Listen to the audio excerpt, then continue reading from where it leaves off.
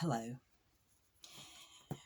When I was doing a little bit of traveling recently, I came upon this sign on the side of the interstate. Actually, I ran into the same sign in both directions when I was going to visit some friends and family members. And then again, I saw the same sign in the opposite direction on the interstate when I was returning from this trip. And the sign was just humongous. Anyone who came down that interstate had to see it. It was, if I remember correctly, the words were, um, please forgive my sins, Jesus, save my soul.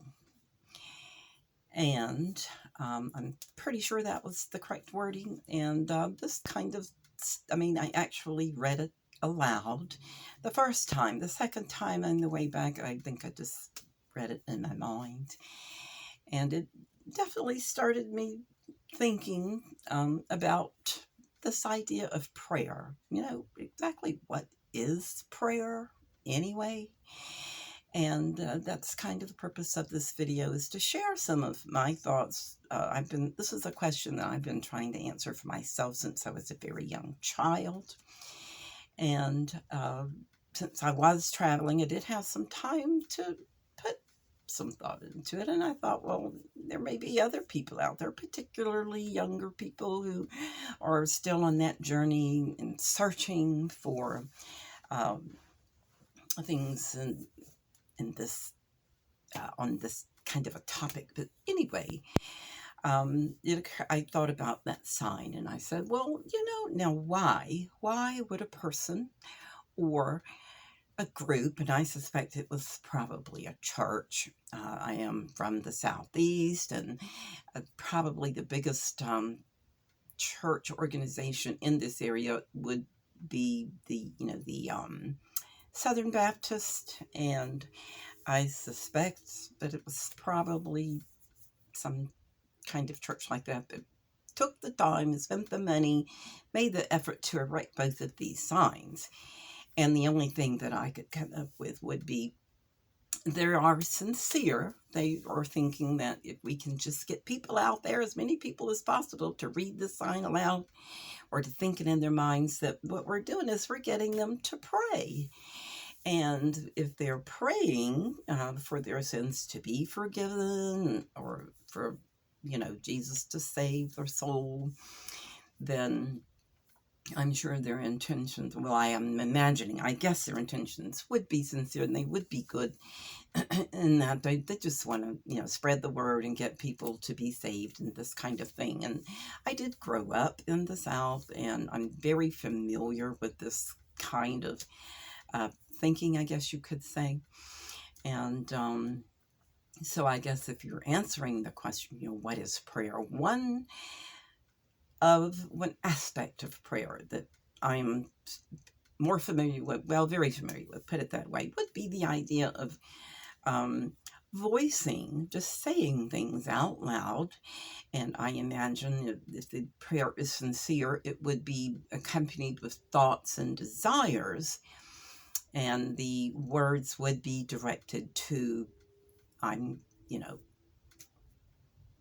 will venture to say the words would be directed to what some people would refer to as God, or anyone would probably agree that it is definitely a higher power, a power source that permeates the universe, is definitely outside of ourselves.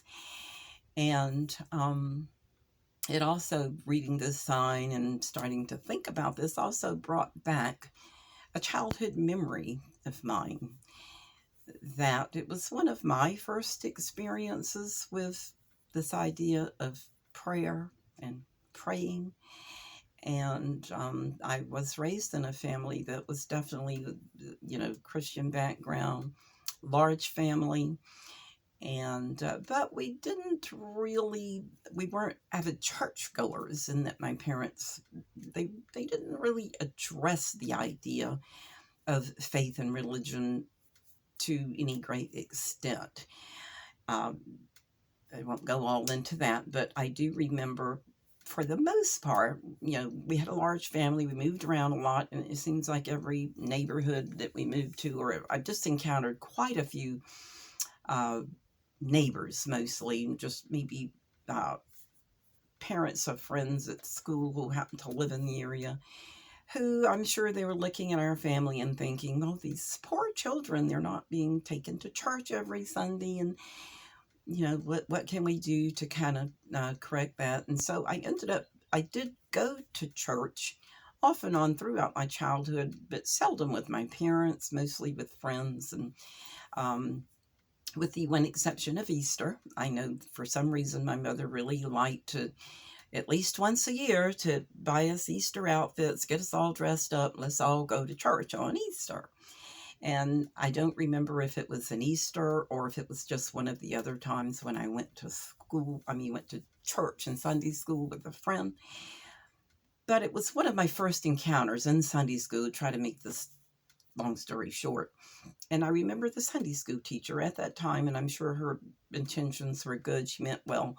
She was just telling us, basically in a nutshell, uh, if there's anything that you want in your life, then all you have to do is just pray to God, and God will answer your prayers, and you can have anything you want. All you have to do is pray to God about it. And so this was like really the first time I'd ever heard that, and I thought, wow, this is amazing. I can just go home, and at nighttime, after I say my prayers, and this was the one prayer that my mother did teach us when we were young, and sometimes when she would put us in the tuck us in, which wasn't that often, but whenever she did, she would say, okay, say your prayers. And I think I had a few maybe aunts who kind of did the same thing too.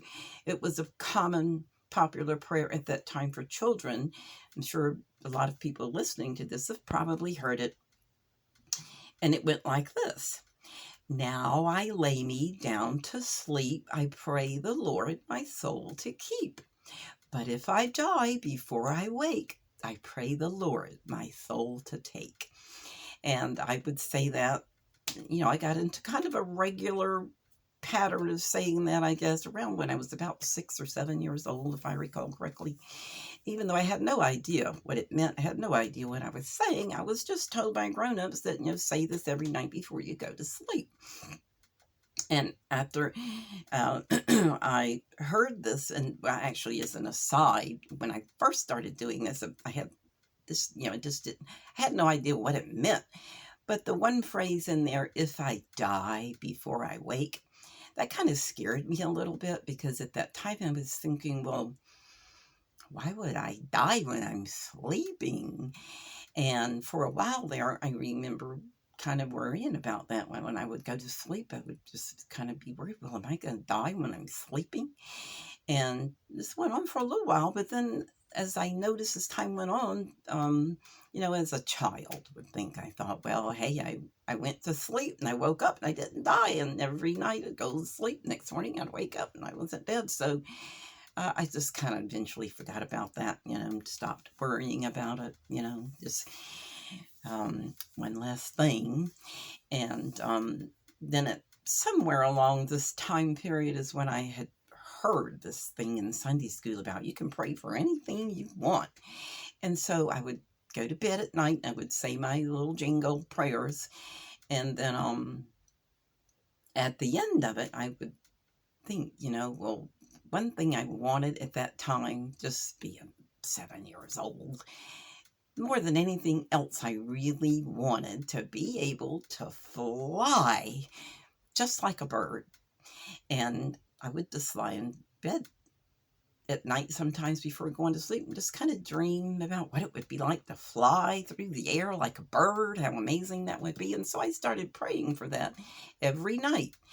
And I'm the kind of person typically that when I make up my mind to do something, I typically stick to it. And I typically try to be very sincere. And I remember at that time, I just knew I was going to be out there flying before you knew it, because I really did take this thing that the Sunday school teacher told us to heart and really believed it. And for quite some time, I just prayed and prayed every night that I would be able to fly just like a bird. And after a while, I started thinking, well, how am I ever going to know if I can fly or not unless I check it out? Try it or something. I just remember a few times here and there, I'd be like walking down the street, if nobody was watching, I'd start running real fast and flapping my wings and thinking I was really going to take off and start flying like a bird. And of course, it never happened. And then it occurred to me, well, maybe if I went to the top of a tree and jumped out of the tree, maybe I would start flying like a bird. But I was old enough to know that I shouldn't go jumping out of the top of trees because I might get hurt. And so I never tried that. But I do remember after some amount of time, as would be expected, I just kind of became very disillusioned. And this actually was my first experience with prayer as I understood it at that young age. And I became very disillusioned. And I just thought, well, this stuff doesn't work. And so I just quit eventually doing that and thought, well, I guess I won't, it just doesn't work. And so anyway, fast forward to later on in life is when just an FYI, I never thought ill of that Sunday school teacher. I never thought it was her fault. I really do believe that she was sincere and she meant well. And maybe it was just, when I think back, I thought if that experience had been accompanied by a little bit more explanation, or maybe some parents who could explain it in a little bit different way, that maybe things would have turned out different. But anyway, that's all beside the point. So in this quest of mine, I was for the rest of my life, up and even until the present day, I still think about such things and wonder. And maybe there's some people out there watching this, or just particularly young people, who might be asking themselves the same question: what is prayer? What do you do when you pray? And I don't want to make this video too long, so I will probably maybe have like a part 2 or something. But I think, in a nutshell, at this ripe old age that I have arrived at now, that prayer consists of a number of aspects. You can, when you look at it from the standpoint of the entire world and all cultures, not just the Southern Baptist in the southeast part of the United States of America, because there are many cultures all over the world, and a lot of those cultures, religions, and religious organizations have been around a whole lot longer than the Christian philosophy. And so, and I have looked into and studied various religions and philosophies throughout my life, because it's just something that I've always had an interest in. And I think that, number one, prayer has to involve something. There is a mental aspect to prayer, and I believe, in my opinion, if it's going to be effective, there has to be also an emotional aspect to prayer. And it may or may not involve a verbal expression, but I found that most religions and religious organizations do have some form of verbal prayer, whether it's just talking out loud to an entity in which that person believes or has some faith. It can also be the recitation of a mantra, or scriptures from the verbalization of something that is written down.